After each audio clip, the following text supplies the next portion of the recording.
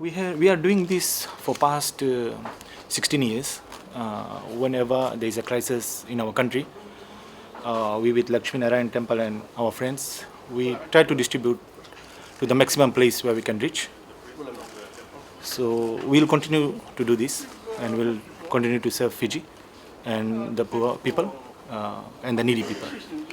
There's nothing like we raised, maybe we do any kind of fundraising.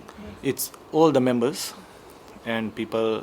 There's a lot of other business people, Fiji and Super Business Council. They try to help us, and so this is how we get our stuff here.